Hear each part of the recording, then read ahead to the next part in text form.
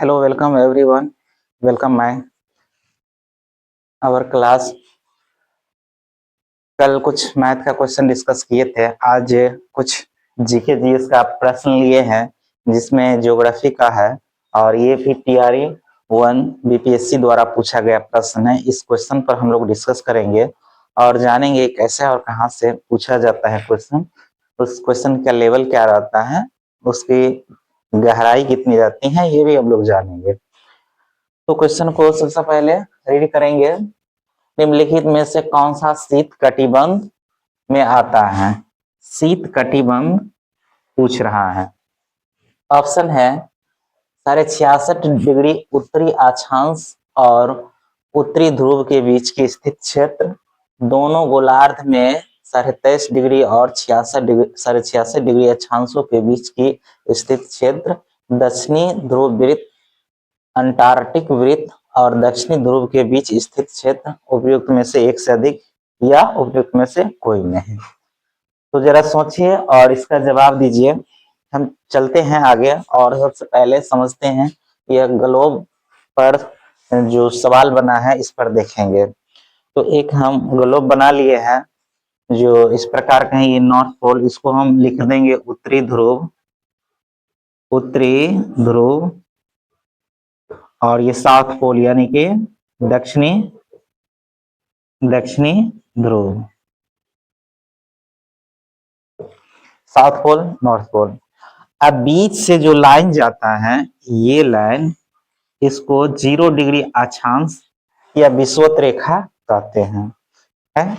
ये जो लाइन जाता है 0 डिग्री अक्षांश विषुवत रेखा कहते हैं। अच्छा, यहां से ठीक ये हो गया बीच और यहां से ऊपर जाएगा तो नॉर्थ यानी उत्तर की ओर और नीचे तो दक्षिण की ओर। यहां से 23.5 डिग्री ऊपर की ओर चलते हैं 23.5 डिग्री तो एक लाइन मिलता है, जो इस लाइन को कहा जाता है कर्क रेखा। ये उत्तर की ओर जाएगा तो कर्क रेखा, और ये 0 डिग्री अक्षांश से जब 23.5 डिग्री नीचे की ओर दक्षिण की ओर जाएगा तो ये मकर रेखा कहलाते हैं। तो साउथ और नॉर्थ दोनों समझ लिए, कर्क रेखा और मकर रेखा। इससे और ऊपर जाएंगे विषुवत रेखा से 66.5 डिग्री ऊपर तो एक और वृत्त मिलता है जिसका नाम दिया गया है आर्कटिक वृत्त। यहाँ पर आर्कटिक मिलता है और यहाँ पर साउथ की तरफ अगर जाएंगे तो अंटार्कटिक वृत्त 66.5 डिग्री पर मिलता है, जो हम लोग देखे हैं कि एक महाद्वीप के रूप में उभर रहा है, हालांकि ये बर्फ से ही पूरा बना हुआ है। तो ये रेखा समझ लिए। अब एक चीज समझते हैं कि कर्क रेखा और मकर रेखा, कर्क रेखा और मकर रेखा के बीच का क्षेत्र अगर देखेंगे ध्यान से तो यह जो आता है यह मुख्यतः सूरज हमेशा इस पर पड़ते रहता है, तो इसको रखा गया है उष्ण कटिबंध में। उष्ण कटिबंध, इसको क्या कहेंगे? उष्ण कटिबंध। कर्क रेखा और मकर रेखा के बीच का जो क्षेत्र है ये सारा, इसको कहा जाता है उष्ण कटिबंध। उष्ण कटिबंध, कटिबंध, ये समझ लिया। विषुवत रेखा लाइन से 23.5 डिग्री ऊपर और 23.5 डिग्री नीचे का बीच का क्षेत्र उष्ण कटिबंध कहलाता है।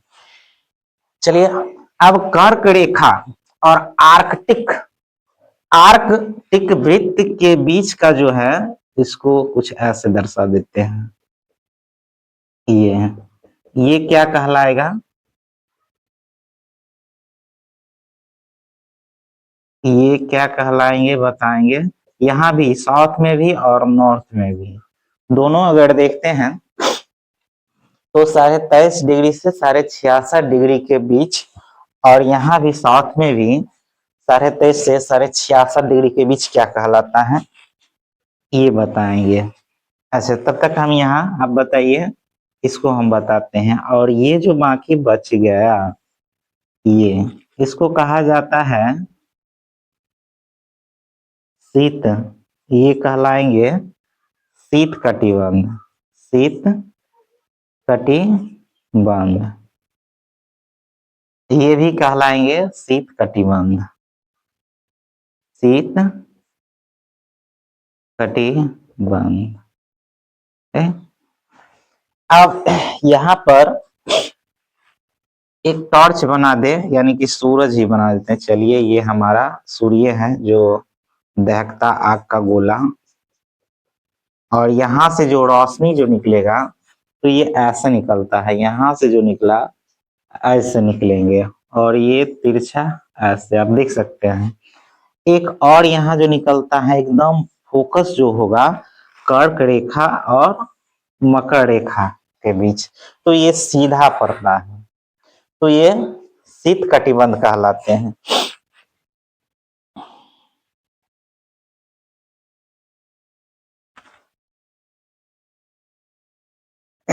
देख लिए, ये उष्ण कटिबंध कहलाते हैं, और ये साउथ और नॉर्थ पोल पर जो कहलाते हैं ये शीत कटिबंध। हाँ, ये पूछे थे ये वह बीच वाला, यानी कि अगर देखेंगे तो थोड़ा सा यहाँ भी उष्ण कटिबंध और शीत कटिबंध के बीच वाला है, तो इसे शीतोष्ण कटिबंध कहते हैं। शीतोष्ण, शीतोष्ण कटिबंध कहेंगे, कटिबंध।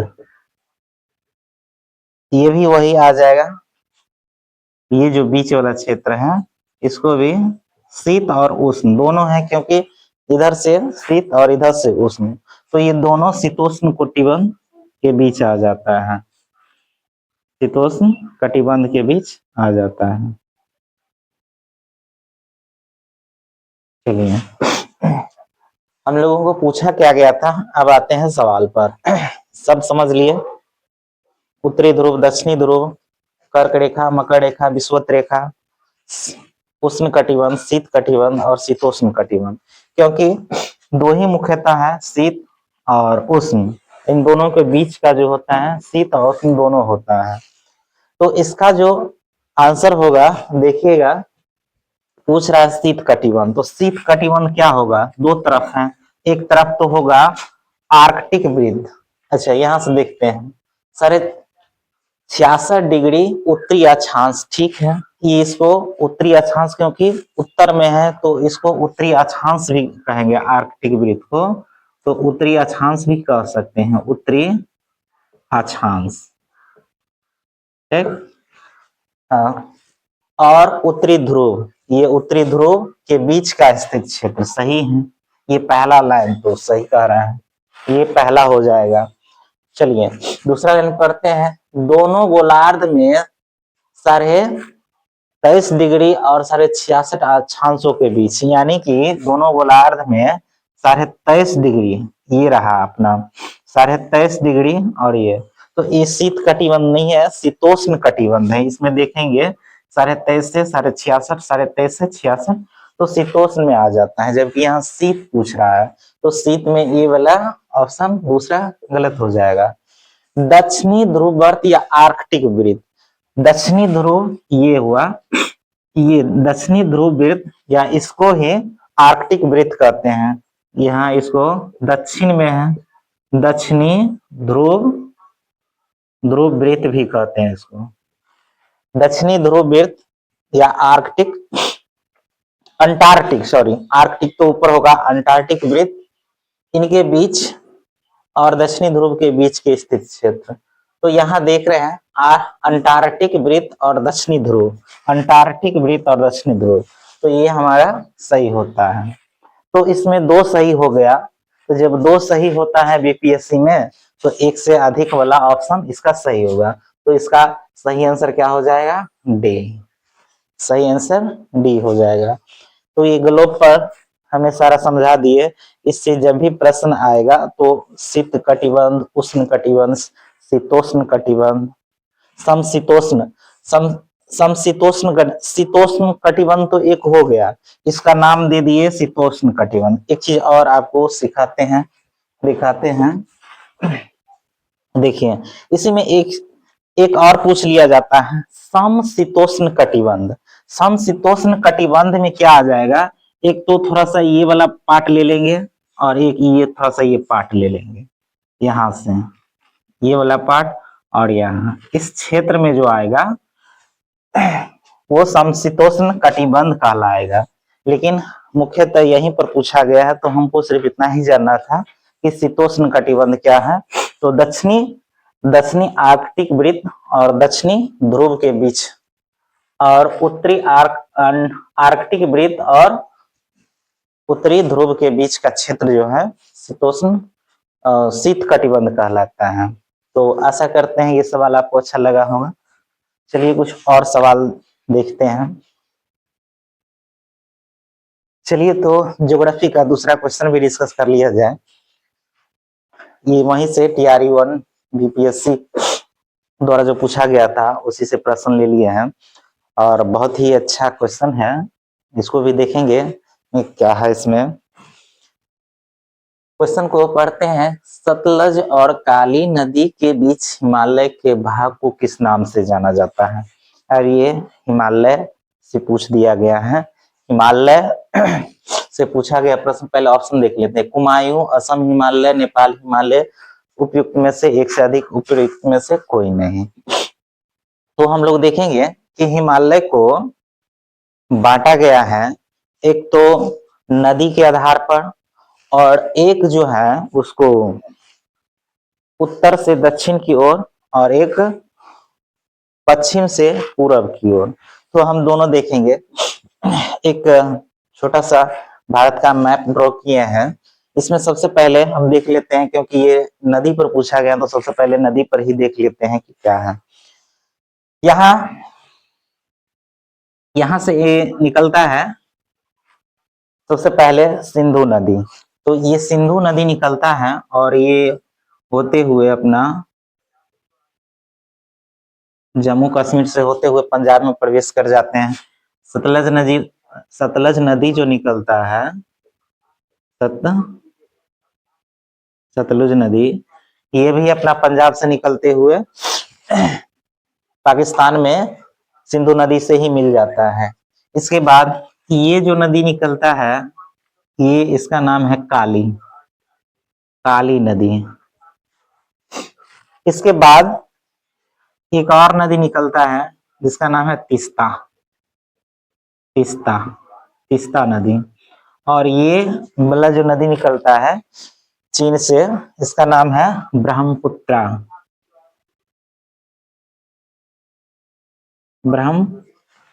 ब्रह्मपुत्रा नदी जो निकलता है। तो ये 5 नदी के आधार पर हिमालय को 4 भागों में बांटा गया है। इस 4 भाग में जो बांटा गया, सिंधु, सतलज, काली, तीस्ता, ब्रह्मपुत्रा। तो 5 नदी हैं ऊपर से, सिंधु, सतलज, काली, तीस्ता और ब्रह्मपुत्रा। तो यहां से देखेंगे सिंधु और सतलज। तो सिंधु और सतलज का जो भाग है, इस भाग का नाम दे दिया गया है, ये भाग, इसका नाम है पंजाब हिमालय या कश्मीर हिमालय भी कहते हैं, या कश्मीर हिमालय कहते हैं। ठीक, सिंधु और सतलज के बीच जो है पंजाब हिमालय होता है। सतलज या काली के बीच जो है ये बीच वाला भाग, इसका नाम है कुमायूं हिमालय। कुमायूं हिमालय। अच्छा, काली और तीस्ता के बीच में यहां देखेंगे ये नेपाल वाला जो पार्ट है, नेपाल देश है। तो जब नेपाल है तो इसका नाम भी रख दिया है नेपाल हिमालय।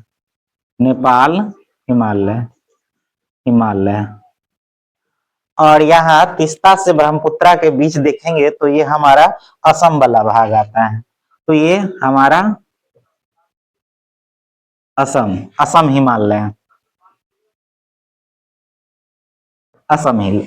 हिमालय, तो ये 4 भागों में कहां से, पश्चिम से पूरब की ओर जाता है।